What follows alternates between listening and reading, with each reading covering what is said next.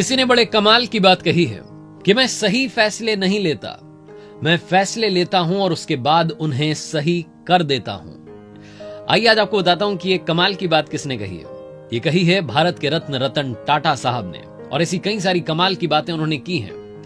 Hi guys, मेरा नाम है आरजे कार्तिक और आपका स्वागत है मेरी नई सीरीज सीखोगे नहीं तो जीतोगे कैसे में। आज बात करेंगे हिंदुस्तान के टॉप बिजनेसमैन रतन टाटा साहब की, जिनके लिए भारत वाले हम सब लोग ये डिमांड कर रहे हैं, कैंपेन चला रहे हैं कि इन्हें भारत रत्न मिलना चाहिए। और ये हैं कि विनम्रता से हाथ जोड़ करके कह रहे हैं कि मुझे भारत रत्न नहीं चाहिए। इस तरह के कैंपेन्स चलाना बंद कीजिए। कुछ तो बात है जो इन्हें महान बनाती है। आइए बात करते हैं उन 5 बातों के बारे में जो आपको और हमें सीखनी ही चाहिए रतन टाटा साहब से। 5 लर्निंग्स फ्रॉम रतन टाटा। रतन टाटा साहब से जो सबसे बड़ी बात सीखी जा सकती है वो है बिलीवर बनिए। ड्रीमर बनने से पहले बिलीव रखना शुरू कीजिए, भरोसा करना शुरू कीजिए खुद पर, खुद की सोच पर और इस बात पर कि आप कमाल कर सकते हैं। हमारा देश जहां पर घोड़ा गाड़ी, बैलगाड़ी वो दौर था, फिर अंग्रेज आए, कार हमारे देश में आई, हमें आजादी मिली, उसके बाद हमारे अपने लोगों ने कारें खरीदना शुरू किया, कार में घूमना शुरू किया। लेकिन इस बात में किसी का बिलीव नहीं था कि कार को पूरे तरीके से भारत में बनाया जा सकता है। रतन टाटा साहब ने स्क्रैच से लेकर के आखिरी तक, जीरो से लेकर के आखिरी तक एक कार बनाने का सपना रखा। भारत में ही उस कार को बनाना चाहते थे, भारत की अपनी कार बनाना चाहते थे। 1998 में, 1998 में भारत की अपनी स्वदेशी car, India's first indigenous car Tata indica उन्होंने लॉन्च की, जिसे बहुत सारे लोगों ने खरीदा, बहुत सारा प्यार दिया, जो भारत की अपनी कार थी। ये एक सपना था जो रतन टाटा साहब ने देश के लिए संजोया था, और इस सपने से बस यही सीखने को मिलता है कि सबसे पहले अपने ऊपर बिलीव करना शुरू कीजिए। एक बार मुंबई में तेज बरसात हो रही थी, रतन टाटा साहब अपनी कार में थे और रेड लाइट पर रुके हुए थे। तभी उन्होंने देखा कि एक स्कूटर पर परिवार आता है और वो फटाफट से एक फ्लाईओवर के नीचे जाकर के शरण लेता है। रतन टाटा साहब ने जब उस फैमिली को देखा तो उनको लगा कि क्यों ना एक ऐसी कार बनाई जाए जो कि मिडिल क्लास फैमिलीज के लिए हो। भारत का जो मध्यम वर्गीय परिवार है वो भी कार अफोर्ड करे, 2 व्हीलर के बजाय 4 व्हीलर में ज्यादा सेफ महसूस करे। एक छोटा सा ख्याल था और वो चाहते थे कि कम से कम पैसे में अच्छी कार बने। एक रिपोर्टर ने एक बार उनसे इंटरव्यू किया और पूछा कि साहब आप कितने रुपए में इस कार को बनाएंगे। तो उन्होंने अंदाजे से कह दिया कि 1 लाख रुपए के लगभग मैं सोच रहा हूं। और वो इंटरव्यू जंगल में आग की तरह फैल गया। लोगों ने कहा कि साहब लखटकिया कार टाटा साहब लेकर के आ रहे हैं, और अब उनके लिए चैलेंज था कि 1 लाख रुपए में कार बनानी है। टाटा नैनो नाम की कार आई, बहुत लोगों ने खरीदी भी, हालांकि ज्यादा चल नहीं पाई। रतन टाटा साहब कहते हैं कि वो जो 1 लाख रुपए का टैग था ना, वो शायद उसकी मार्केटिंग पर भारी पड़ गया। लेकिन ये जो छोटी सी इनकी कहानी है, जिंदगी की सच्ची कहानी, टाटा नैनो की कहानी, ये पता है क्या सिखाती है? सबसे पहली बात तो कि दुनिया में चाहे जिस ऊंचाई पर पहुंच जाना, इमोशनल बने रहना, इमोशंस को अपने अंदर जिंदा रखना, हर उस व्यक्ति के बारे में सोचना जो कहीं ना कहीं परेशानी में है। दूसरी बात जो इस घटना की वजह से हुई, भारत में जो सिनेरियो बदला, जो दूसरी कार कंपनीज थी उनको भी लगा कि क्यों ना हम भी मिडिल क्लास फैमिलीज के लिए कार लेकर के आए।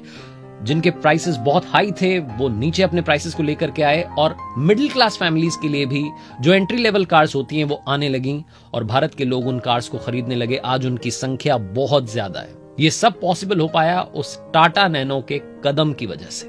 लर्निंग नंबर 3, हर बार आपको जवाब देने की जरूरत नहीं है।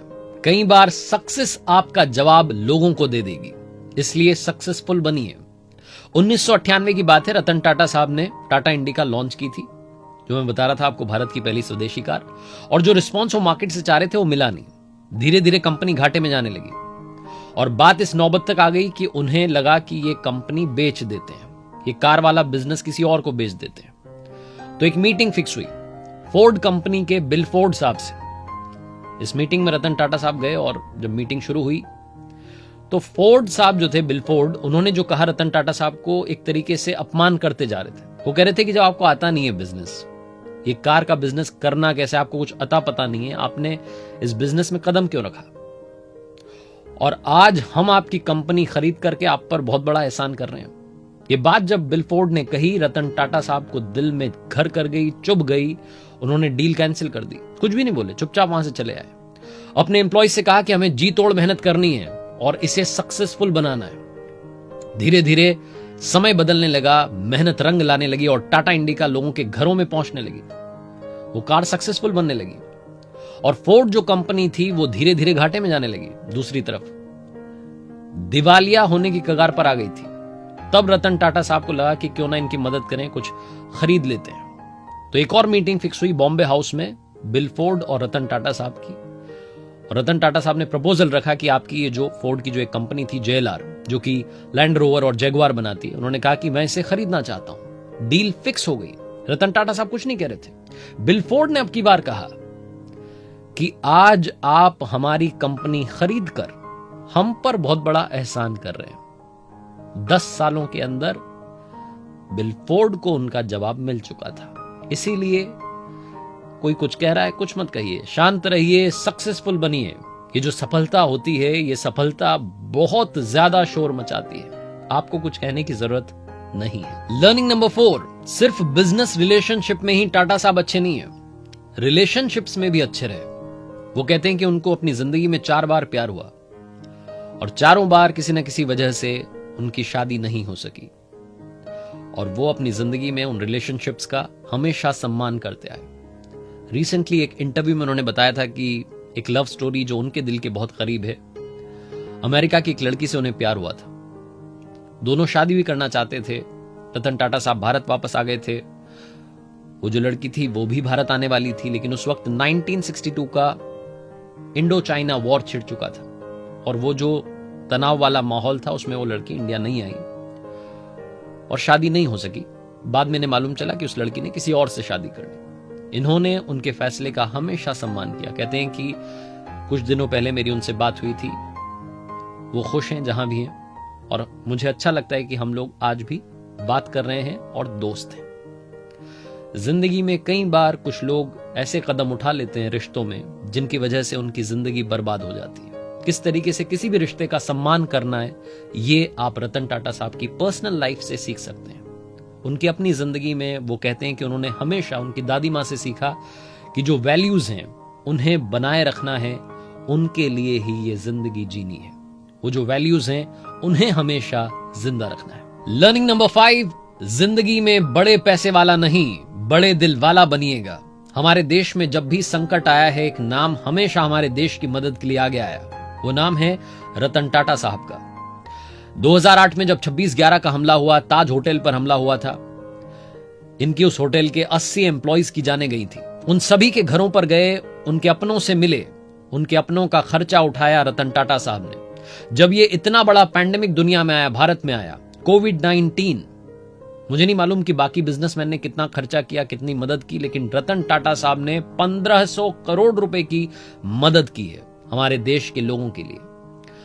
और जब ये कोविड-19 आया था, तब इनकी कंपनी में भी कुछ फ्रेशर्स को नई नई नौकरी दी गई थी। 4.5 लाख से ज्यादा एम्प्लॉइज थे। रतन टाटा साहब के ग्रुप ने एक भी एम्प्लॉय को नौकरी से नहीं निकालने का फैसला लिया। आपको याद होगा, ये वो समय था जब कंपनीज पैसे काटने लग गई थी, नौकरी से निकालने की बात कर रही थी। कई लोगों को नौकरी से निकाला भी गया कोविड-19 का नाम लेकर के, लेकिन इनकी कंपनी ने सभी को नौकरी पर रखा और सबसे कहा कि आप हमारे परिवार का हिस्सा हैं और कोई भी कहीं जाने वाला नहीं है। आपको याद होगा, अभी कुछ दिन पहले रतन टाटा साहब अपने एक एम्प्लॉय से मिलने के लिए चुपचाप पुणे चले गए। 2 साल से वो एम्प्लॉय जो हैं वो बीमार थे, उनका हालचाल जानने के लिए उनके घर पर, उनकी सोसाइटी में पहुंचे। ये बहुत सारी घटनाएं हैं जो हमें बताती हैं कि रतन टाटा साहब वाकई में बड़े दिल वाले हैं। और ऐसे ही हम सब डिमांड नहीं कर रहे हैं, ऐसे ही हम सब कैंपेन नहीं कर रहे हैं कि रतन टाटा साहब को भारत रत्न मिलना ही चाहिए, क्योंकि वो भारत के असली रत्न है। और जाते जाते रतन टाटा साहब ने 5 कमाल की बातें कही हैं। पहली, अगर कोई आप पर पत्थर फेंके तो फेंकने देना, उन पत्थरों से एक सुंदर इमारत बना देना। दूसरी, जिंदगी में अप्स एंड डाउन्स आते हैं तो आने दीजिए, क्योंकि ईसीजी में भी स्ट्रेट लाइन का मतलब है कि हम मर चुके हैं। तीसरी, जो आयन होता है उसे उसकी रस्क बर्बाद करती है, लोहे को उसकी जंग खाती है। इसी तरीके से इंसान को कोई और बर्बाद नहीं करता सिवाय उसके अपने माइंड सेट के। चौथी, वो इंसान जो दूसरों की नकल करता है थोड़े टाइम के लिए सक्सेसफुल बन जाता है, लेकिन ज्यादा समय के लिए जीत नहीं पाता। और पांचवी, अगर आप तेज चलना चाहते हैं तो अकेले चलिए, लेकिन अगर आप दूर तक जाना चाहते हैं तो सबके साथ चलिए। आरजे कार्तिक के साथ देखते रहिए हर सोमवार सुबह 9:30 बजे एक नई कहानी। और जिंदगी में याद रखिए, हारोगे नहीं तो सीखोगे कैसे, और सीखोगे नहीं तो जीतोगे कैसे। इसीलिए हर हार से सीखो और कर दिखाओ कुछ ऐसा कि दुनिया करना चाहे आपके जैसा।